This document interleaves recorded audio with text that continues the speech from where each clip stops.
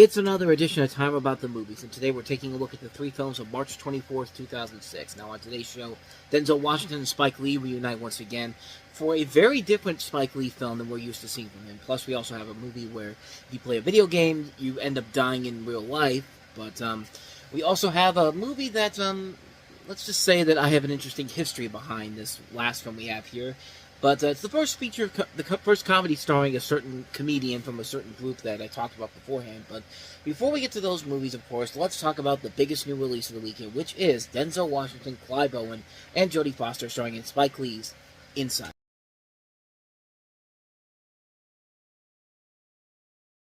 So yeah, a radically different movie than we're used to seeing from Spike Lee. You have Denzel Washington starring as Detective Keith Frazier, the NYPD's hostage negotiator, and you have Clive Owen as Dalton Russell, the mastermind who orchestrates the heist, and Jodie Foster as Madeline White, a Manhattan fixer who becomes involved at the request of the bank's founder, played by Christopher Plummer, to keep something in his safe deposit box protected from the robbers. And yeah, this is more of a mainstream film than we're used to seeing from Lee. Usually he does these more you can tell more about these projects that he does that feel more like stuff that he's personal about, personal projects in particular. But this is the first film that really feels like he's taking on something that's from somebody else's material. Because this was originally supposed to go into the hands of Ron Howard, who actually dropped out of the film to do another film that's coming out later in the year, The Da Vinci Code. And so they eventually went to Lee in particular, and it's a very weird, odd movie in the sense that it doesn't feel like a Spike Lee movie. But in a way, it feels like one of Spike Lee's better movies. I mean, this is one of his stronger movies coming from the latter half of his career. I mean, this is a fantastic heist film, and it helps you have a great cast. It includes Washington, Owen, Foster, Plummer, Willem Dafoe's in here as well, Chiwetel Ejiofor.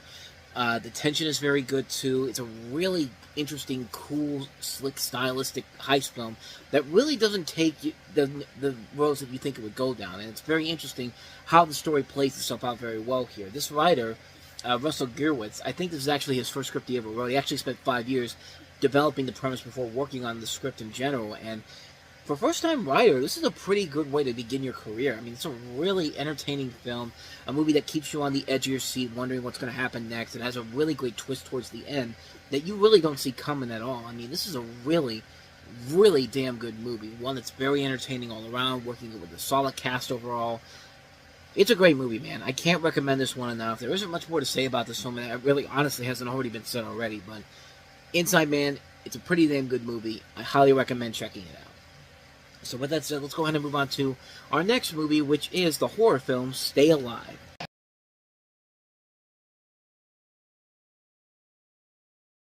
Clearly made by somebody who was sick and tired of everybody laughing at them for saying that video games causes people to kill people. So they said, I'm going to write a movie where a video game literally kills people. And thus, essentially, we've got the plot for this movie here. You have Loomis Crowley, who's testing the underground game Staying Alive with his friends Sarah and Rex. When the game is over, Loomis finds Rex and Sarah dead in their rooms, and he's pushed by a shadow from the staircase, breaking the banister and hanging the same way he died in the game. Loomis' sister Emma gives his game to his best friend Hutch, and they and his friends Miller, Phineas, and his sister October, Swink, and Abigail play the game together. When Miller and Phineas died the same way they died in the game, the survivors disclose that the game is based on the lives of the evil Countess, Elizabeth Bathory. She was buried alive in the tower of a real estate in the Gerongi plantation. When the police chasing them, and after their death of October, the survivors reach the house and try to find the corpse of the Countess to destroy her fiend. A really cool premise overall, like a movie where a literal video game can come and kill you. And yeah, it's a good premise overall, but unfortunately, the film falls into exactly what you think it's going to fall into. It falls into the traps of a typical horror movie where the characters are really stupid and really are not being smart about this whole thing whatsoever. And of course, they have to suffer the consequences for it. And it would help if this director who did this made better movies and maybe showed signs of a potential future that he had. But nope, this is the same director that gave us the classics, The Devil Inside, Brahms the Boy 2, as well as The First Boy, Orphan First Kills. So yeah, that's pretty much a sign that this is not going to be a good movie right off the bat. And what's really real about this movie is that this is actually the first film released by Hollywood Pictures, who actually fell out of the studio scene 5 years prior to this. And I guess this was kind of their start to like relaunch this as kind of like the new Rogue Pictures, like at Universal. But of course, that didn't work out so well. The movie wasn't a big hit in general in terms of the box office, but it did eventually go on to have a cult following, mostly because I think the premise still is a really cool idea. It's a really cool idea, just a bad execution overall. It falls into typical territory that we've seen with stories like this. You really do expect a whole lot more from it, but unfortunately with this director, you ain't getting anything like that, unfortunately. So, yeah, needless to say, this is a hard skip. Just like our last movie, which is one I've been dreading to talk about for a while now, but it has an interesting history in my life. Let's talk about Larry the Cable Guy, Health Inspector.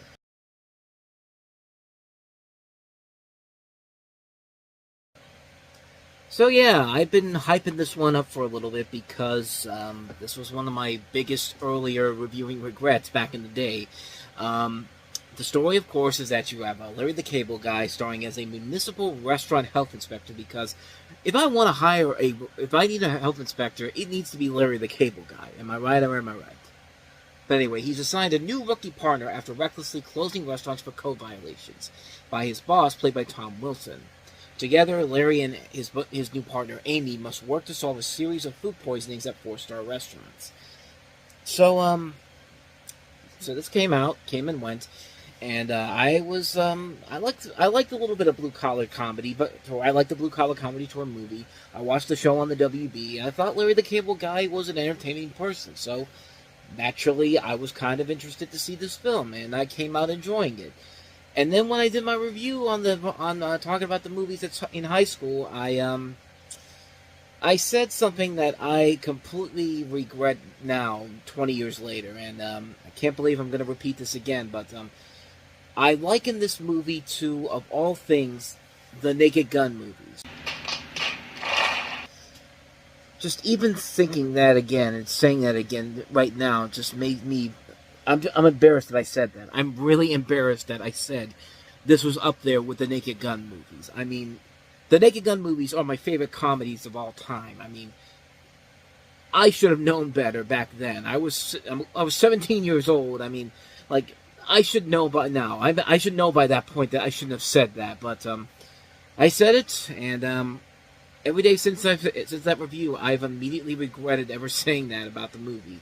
And not to say that the movie, I didn't hate the movie. I didn't like the movie. I liked it. I thought it was fine for what it was back then. But ever since it came out on DVD, I very rarely watched it. And getting ready to rewatch it again for this particular show, I'll say it. Maybe it's not. It's definitely not as good as I remember it. It certainly is no Naked Gun. And yeah. And I think it's pretty obvious why this movie is not that good, because it's just not that funny. It's not that engaging. There's nothing really about it that really works.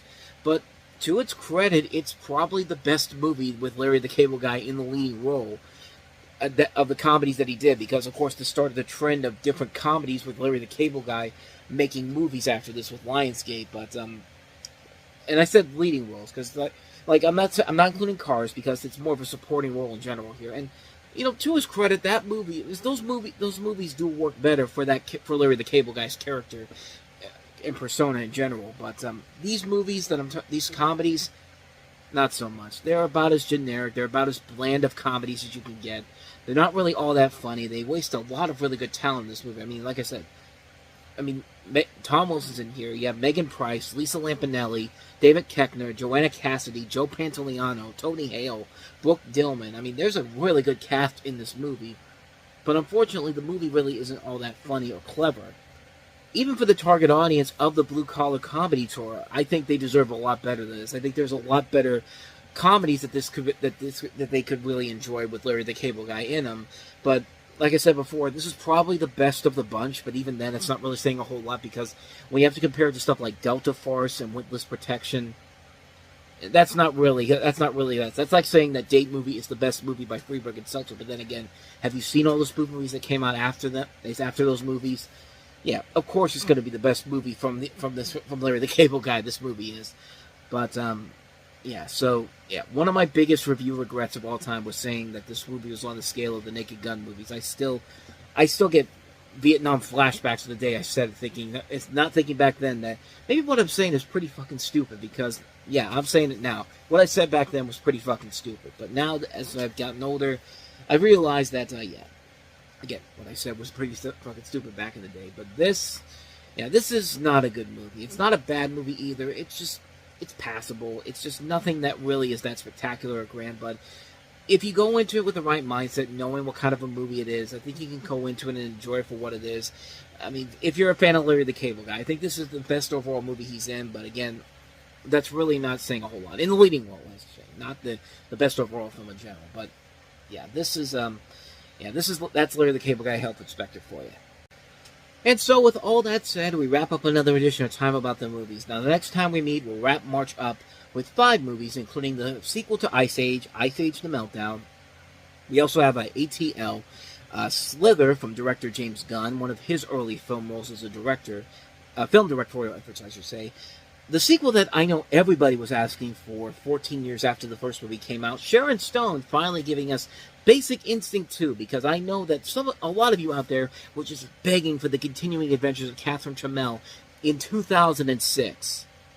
Yeah, we're going to talk about one of the worst sequels of all time next time. But we also have Rian Johnson's first feature film as a director, Brick.